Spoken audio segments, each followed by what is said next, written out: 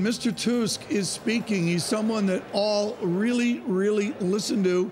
Let's listen to what he says. And of course, as a modern politician, Francine, he says it out on Twitter. During my consultations ahead of the meetings, I will appeal to the EU27 to be open to a long extension if the UK finds it necessary to rethink its Brexit strategy and build consensus around it. This tweet causing angst to Brexiteers in London. Right now, we go to Brussels for translation with our Maria Tadeo as well.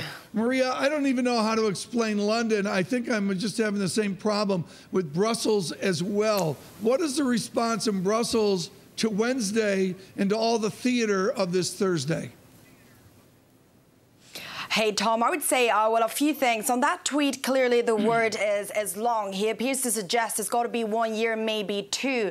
Now, this is Donald Tusk, the head of the European Council, but the decision, and you know this very well, will be political. This is Angela Merkel, this is Emmanuel Macron deciding, do we do 3 months or do we go for a year? And there is a very real debate here in Brussels, and people are really just tired of the story. They think we need to keep the pressure on, get it done by May, and then move on. There's many other things that Brussels needs to worry about. But of course, there's others who still hope that there may be or could be another second referendum and the UK may stay in the EU after all. But again, it's that tension in the EU that I think will make the summit so interesting next week. What is the advantage to Juncker, Barnier, Tusk and the rest? What is their advantage to a short extension?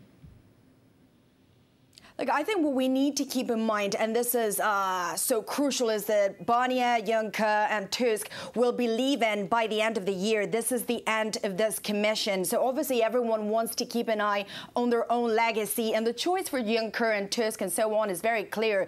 You can leave on a deal with a transition in a way that is smooth as this can be, or you can go into chaos. And obviously that will call into question everything you've done for the past 6 years. So they do have a very strong incentive to make sure they can get this deal through the finish line, which is why they're much more friendly to Prime Minister May than, let's say, Macron.